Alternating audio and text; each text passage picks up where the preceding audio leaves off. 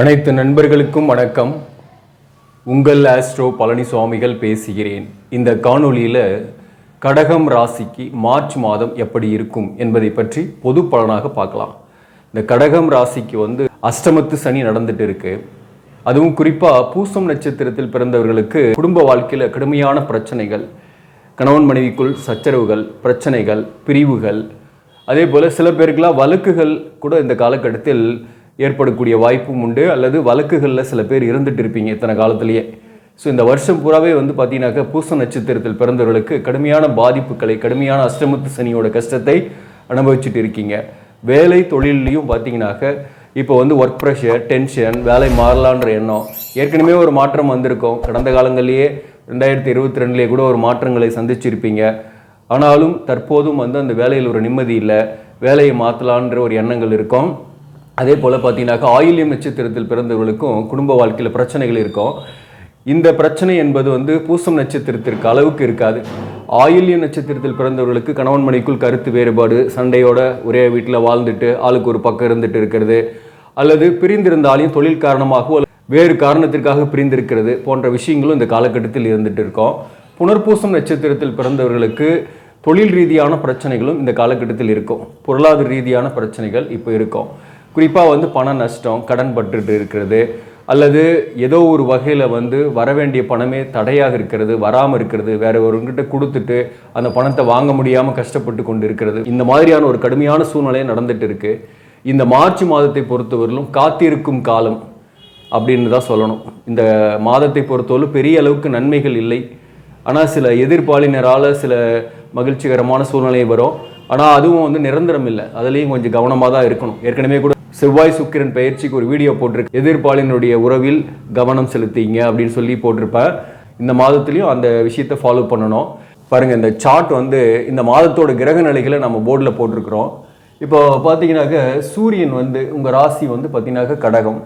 கடகத்துக்கு அஷ்டமத்து ஸ்தானம் 8ஆம் இடத்துல சூரியன் சனியை அஸ்தங்கப்படுத்தி புதனோடு இருக்குது. மார்ச் 14 வரலும் சூரியன் இங்கே தான் இருப்பார். ஸோ 2 8ஆம் இடத்துல இருக்கும்போது பொருளாதார ரீதியான பிரச்சனைகள் வரும். ஆனால் திடீர்னு பணம் வரும், திடீர்னு தனவரவும் வரும். சில நேரங்களில் தேவைப்படக்கூடிய நேரத்தில் தட்டுப்பாடாக இருக்கிற மாதிரி இருக்கும். குறிப்பாக பார்த்தீங்கன்னாக்க பண விஷயத்தில் நீங்கள் கவனமாக இருந்துக்கணும். அதுதான் நான் சொல்ல வர வேண்டிய விஷயம்.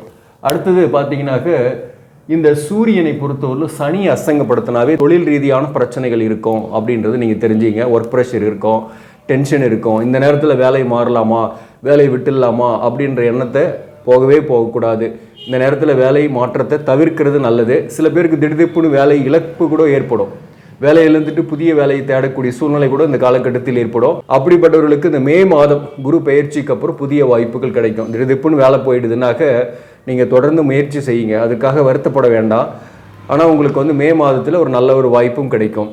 அதே போல் இந்த நேரத்தில் கவனமாக மேலதிகாரிங்கிட்ட, சக பணியாளர்கிட்டலாம் இருக்கணும், நாசுக்காக பேசணும். குறிப்பாக அவங்கக்கிட்ட நம்ம ஏதாவது ஒரு கோபம் தாபங்களை காட்டணுனாக்க கண்டிப்பாக அதனால் வேலையில் மேலும் ஒரு சில சிக்கல்களை ஏற்படுத்தி கொள்ளக்கூடிய சூழ்நிலை ஏற்படும். குறிப்பாக பார்த்தீங்கன்னாக்க குடும்ப உறவுகளால் கூட உங்களுக்கு ஒரு நச்சரிப்பு இருக்கும். வாழ்க்கை துணைவருடைய உறவு வகையில் கூட சச்சரவுகள், கருத்து வேறுபாடுகள் இந்த நேரத்தில் எழக்கூடிய வாய்ப்பு உண்டு. இந்த சூரியனும் சனியும் 2ஆம் பாவகத்தை பார்க்கறதுனால வார்த்தைகளில் கவனம். சொல்லாத வார்த்தை கூட சொன்னதாக நினைப்பாங்க, அல்லது நீங்கள் சொன்ன வார்த்தையும் வேறு வகையில் புரிஞ்சுக்கிட்டு மிஸ் அண்டர்ஸ்டாண்டிங் பண்ணிக்கிட்டு குடும்ப உறவுகளில் சில பிரச்சனையும் கிளப்புவாங்க. ஸோ இந்த மாதிரி குடும்ப உறவுகளில் கூட சச்சரவுகள் இருக்கக்கூடிய காலகட்டமாகவே இருக்குது. அதனால் முடிந்த வரலும் நாசுக்காக பேச கற்றுங்க, அல்லது பேசாமையே இருக்கிறது கூட நன்மையை ஏற்படுத்தும்.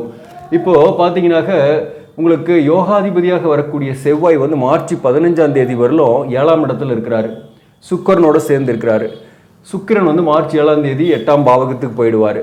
இப்போ முதல் 15 நாள் பார்த்தீங்கன்னாக்க இடத்துல செவ்வாய் 7ஆம் இடத்துல தான் இருக்குது. இந்த எதிர்ப்பாளினுடைய அஃபெக்ஷன், அட்ராக்ஷன்லாம் வரும். அதாவது எக்ஸ்ட்ரா மேரிட்டல் அஃபேர்ஸ் கூட சில பேருக்குலாம் ஏற்படக்கூடிய வாய்ப்பு உண்டு. அது சில பிரச்சனையை உருவாக்கும் குடும்ப வாழ்க்கையில். அதனால் கூட சில பிரச்சனைகள், கருத்து வேறுபாடுகள் எல்லாம் ஏற்படுத்தும். அல்லது அந்த எக்ஸ்ட்ரா மேரிட்டல் அஃபேர்ஸ்னால பண இழப்போ அல்லது மன கஷ்டத்தையோ இந்த காலகட்டத்தில் ஏற்படுத்தும்.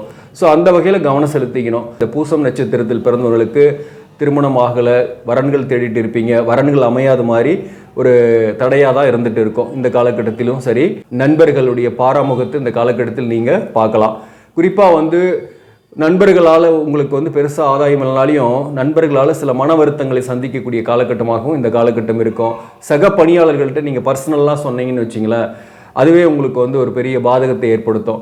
நீங்கள் வந்து மற்றவங்களை பற்றி, குறிப்பாக மேலதிகாரி பற்றி சக பணியாளர்கிட்ட பேசுகிறீங்கன்னாக்க அந்த சக பணியாளர் மேலதிகாரிகிட்ட போட்டு கொடுத்து உங்கள் வேலைக்கே கூட பிரச்சனையை உருவாக்கலாம். அதனால் சக பணியாளர்கிட்ட இன்னொருத்தரை பற்றி விமர்சனங்களை செய்வதை தவிர்த்துருங்க. அது ரொம்ப முக்கியம். குறிப்பாக ஒரு இடத்துல இருக்கிற விஷயத்தை எடுத்துகிட்டு போய் இன்னொரு இடத்துல சொல்லிட்டு இருந்தீங்கன்னாக்க அதுவே உங்களுக்கு நெகட்டிவாக இருக்கக்கூடிய காலகட்டம். அது வந்து பாதிப்பை ஏற்படுத்தும். அந்த விஷயத்தில் நீங்கள் கவனமாக இருக்கணும். எக்ஸ்பென்சஸை பொறுத்தவரை நிறையவே ஆகும். பணமும் வரும். குறிப்பாக வந்து பணம் ஏதோ ஒரு வகையில் திடீர்னு வரும். கடன் கூட வாங்கக்கூடிய சூழ்நிலை வரும். சில பேருக்குலாம் கடன் வாங்கியாவது பண புழக்கங்கள்லாம் ஏற்படும். இந்த முதல் பகுதி வந்து சூரியன் சனி புதன் சேர்க்கை 8ல் இருக்கிறார். விரையாதிபதி 8ல் இருக்கிறது. என்ன விரையாதிபதி புதன் 8ல் இருக்கிறது ஓகே. அதே போல் உணவு விஷயத்தில் கூட நீங்கள் கவனம் செலுத்திக்கணும். இந்த அஷ்டமத்து சனி காலகட்டத்தில் உடல்நலத்தில் எப்பயுமே கவனமாக இருக்கணும். இந்த காலகட்டத்தை பொறுத்தவரை இந்த சளி தொல்லை, அதே போல் பார்த்தீங்கன்னாக்கா ஆசனவாய் சம்பந்தமான பிரச்சனைகள், மேலும் வந்து கால் மூட்டு வலி, இந்த மாதிரி கால் நரம்புகளில் வலி, இதெல்லாம் கூட இந்த காலகட்டத்தில் வரக்கூடிய வாய்ப்பு உண்டு. அதனால் முக்கியமாக வந்து எக்ஸசைஸ் பண்ணுங்க, இல்லைன்னா மெதுவாக வாக்கிங் போங்க. டெய்லி உணவு விஷயத்தில் கட்டுப்பாடாக இருங்க. கண்டிப்பாக நன்மைகளை ஏற்படுத்தும். மேலும் வந்து பார்த்தீங்கன்னாக்க இந்த புதன் வந்து மார்ச் 7ஆம் தேதியிலிருந்து உங்களுக்கு வந்து 9ஆம் பாவகத்தில் போயிடுறாரு. 9ல் வந்து பார்த்தீங்கன்னாக்க ராகு, அதே போல் 3ஆம் இடத்துல கேது. நிறைய முயற்சிகள்லாம் செய்வீங்க, ஆனால் அந்த முயற்சிகள்லாம் வந்து தடையாக இருக்கும்.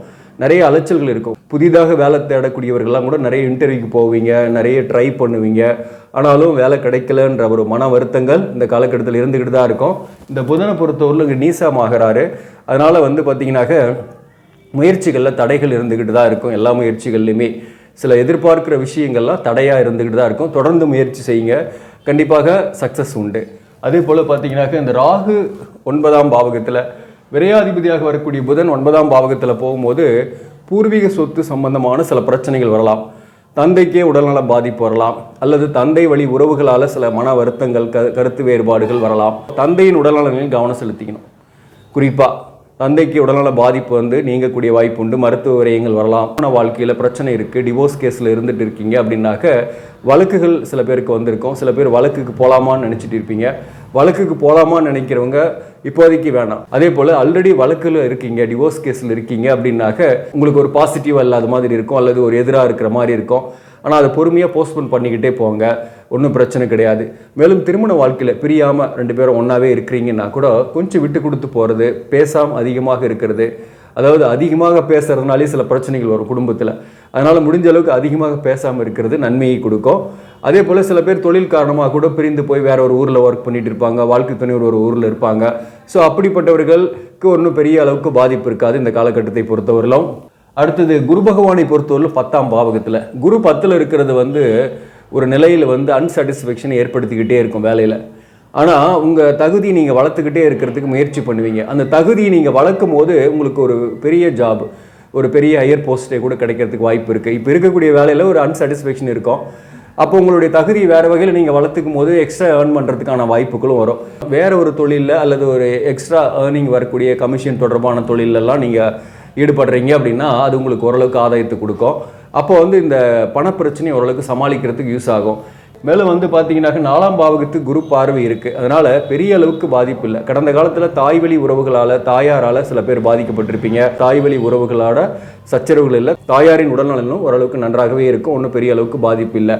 அடுத்தது சொல்லப்போனால் இந்த செவ்வாய் வந்து மார்ச் 15ஆம் தேதியிலிருந்து இங்கே உங்கள் ராசிக்கு 8ஆம் இடத்துல வந்துடும். இங்கே சனியும் செவ்வாயும் சேர்றதும் நெகட்டிவ். மாதத்தோட முதல் பகுதியில் சூரியனும் சனியும் சேர்றது நெகட்டிவ். மாதத்தோட பிற்பகுதி மார்ச் 15லிருந்து சனி செவ்வாய் சுக்கிரன், இந்த சனி செவ்வாய் சுக்கிரன் இந்த கிரக சேர்க்கை 8ஆம் பாவகத்தில் இருக்கிறதும் நெகட்டிவ் தான். சகோதரர் வகையில் ஒரு மனக்கசப்புகள் வந்து போகலாம். இன்வெஸ்ட்மெண்ட், ராங் இன்வெஸ்ட்மெண்ட் பண்ணக்கூடிய வாய்ப்புகளும் இந்த காலகட்டத்தில் உண்டு. யாராவது பணம் கேட்குறாங்க, உடனே கொடுத்துட்றேன்னு சொல்லி கூட வாங்குவாங்க. அப்படி வாங்கினவங்க திருப்பி கொடுக்கறதுக்கு காலதாமதம் பண்ணலாம், திருப்பி கொடுக்காம உங்களை இழுத்தடிச்சிட்டு இருக்கலாம். அல்லது நீங்களே கூட பார்த்தீங்கன்னா ஒரு தேவையில்லாத ஒரு பொருளை போய் வாங்கி அதில் பணத்தை டம்ப் பண்ணிவிட்டு பணம் ரிட்டர்ன் எடுக்க முடியாமல் கஷ்டப்படலாம். இந்த பிஸ்னஸ் பண்ணக்கூடியவர்களாக இந்த காலகட்டத்தை பொறுத்தவரையிலும் கொஞ்சம் கவனமாக தான் நீங்கள் வந்து இன்வெஸ்ட்மெண்ட் பண்ணணும், அல்லது இன்வெஸ்ட்மெண்ட் பண்ணுறதை தவிர்க்கலாம். இந்த காலகட்டத்தை பொறுத்தவரை ஒரு கடையை ஷிஃப்ட் பண்ணுறது அல்லது வந்து விரிவுபடுத்துறது போன்ற விஷயங்கள்லாம் இந்த காலகட்டத்தில் தவிர்க்கிறது நல்லது. அதே போல் பார்த்தீங்கன்னாக்க இந்த செவ்வாய் சனி 8ல் இருக்கும் போது பார்த்தீங்கன்னாக்க உங்களுக்கு குறிப்பாக அந்த வண்டி வாகனங்கள்லாம் போகும்போது ரொம்ப கவனமாக இருங்க, எச்சரிக்கையாக இருந்துங்க. 8ஆம் பாவகத்தில் செவ்வாய் சனி சேர்க்கை இருக்குது, ஆனால் சுக்கிரன் இருக்கு, பெரிய பாதிப்பு வராது. இருந்தாலும் காரில் போகும்போது ஷீட் பெல்ட் கண்டிப்பாக போட்டுருங்க. அதே போல் 2 வீலரில் போகும்போது ஹெல்மெட் கண்டிப்பாக அணியணும். இது மாதிரி வண்டி வாகனங்களில் போகும்போது கவனம் செலுத்திக்கணும், உடல் நலத்தில் கவனம் செலுத்திக்கணும், பண விஷயத்தில் கவனம் செலுத்திக்கணும். சில பேருக்கு கடனுடைய அழுத்தம் இருக்கும், ஒரு கடனை வாங்கி இன்னொரு கடனை அடைக்கிற மாதிரியான சூழ்நிலை வரும். வழக்குகள்லாம் உங்களுக்கு எதிராக இருக்கிற மாதிரி கொஞ்சம் டென்ஷனை கொடுக்கும். மாதத்தோட பிற்பகுதியில் படிக்கக்கூடிய மாணவர்களாக இருக்கக்கூடியவர்கள், குறிப்பாக +1 +2 படிக்கிறீங்க, நீட்டுக்கு ப்ரிப்பேர் பண்ணுறவங்க உடல்நலத்தில் ரொம்ப ரொம்ப முக்கியமாக கவனம் செலுத்திக்கணும். குறிப்பாக வந்து இந்த சோசியல் மீடியாவோட தாக்கங்கள்லாம் கொஞ்சம் அதிகமாகவே இந்த காலகட்டத்தில் ஏற்படும். அதை கொஞ்சம் ஓரங்கட்டி வச்சுட்டு படிக்கும்போது, கூடுதல் கான்சன்ட்ரேஷனோட படிக்கும்போது நல்ல மதிப்பெண் வாங்கக்கூடிய வாய்ப்பு உங்களுக்கு மே மாதம் வரக்கூடிய ரிசல்ட்டில் நல்லாவே இருக்கும். இப்போ நீங்கள் கொஞ்சம் அதிக எஃபோர்ட் பண்ணணும். ஹெல்த்தில் நீங்கள் கவனம் செலுத்திங்க, சாப்பாட்டு விஷயத்தில், உணவு விஷயத்தில் கவனம் செலுத்திங்க. பங்கு சந்தையில் ஈடுபடக்கூடியவர்கள், ஷேர் மார்க்கெட்டில் ஈடுபடக்கூடியவர்கள் பெரிய முதலீட்டை தவிர்க்கிறது நல்லது. மாதத்தோட பிற்பகுதியிலிருந்து சொல்கிறேன் நான். குறிப்பாக வந்து மார்க்கெட் வந்து பார்த்தீங்கன்னாக்கா வேலட்டிலாக இருக்கும், ஏற்ற இறக்கத்தோடு இருக்கும், ஒரு கரெக்ஷன் ஆகக்கூடிய வாய்ப்பு உண்டு. ஸோ அப்போது நீங்கள் வந்து லீஸ்டாக வரக்கூடிய ஷேர்ஸை படிப்படியாக வேணால் வாங்கலாம், அல்லது பெரிய அளவுக்கு இன்வெஸ்ட்மெண்ட் பண்ணாமல் கொஞ்ச நாள் வெயிட் பண்ணுறது நல்லது. இந்த காலகட்டத்தில் ஷேர் மார்க்கெட்டில் இருக்கவங்கள ரிஸ்க் எடுக்காதீங்க அப்படின்னு நான் சொல்கிறேன். அதே போல் மண் தொடர்பான விஷயங்களில் விற்கிறதுனால ஆதாயங்கள் வரும். சில சொத்தை விற்கக்கூடிய வாய்ப்பு உண்டு. பூர்வீக சொத்து விற்காமல் உங்களுக்கு நீண்ட நாள் இழுத்து அடிச்சுட்டு இருக்குனாக்க இந்த நேரத்தில் பையர்ஸ் வருவாங்க, விற்கக்கூடிய வாய்ப்பு, அதனால் வருமானம் வரக்கூடிய வாய்ப்பும் பணப்புழக்கம் ஏற்படக்கூடிய வாய்ப்பும் சில பேருக்கு உண்டு. அதே போல் வந்து பார்த்திங்கன்னா கோல்டில் இன்வெஸ்ட்மெண்ட் பண்ணலாம். நீங்கள் அப்படி கோல்டில் இன்வெஸ்ட்மெண்ட் பண்ணுறதுக்கான வாய்ப்புகள் இந்த மாதத்தை பொறுத்தவரையில் உண்டு. அதாவது இந்த மாதத்தை பொறுத்தளவு கோல்டோட ப்ரைஸ் வந்து கொஞ்சம் டிக்ரீஸ் ஆகிறதுக்கு வாய்ப்பு உண்டு. அதனால் கோல்டில் இன்வெஸ்ட்மெண்ட் பண்ணுறதா இருந்தால் இன்வெஸ்ட்மெண்ட் பண்ணலாம், அது உங்களுக்கு லாபத்தை கொடுக்கும்.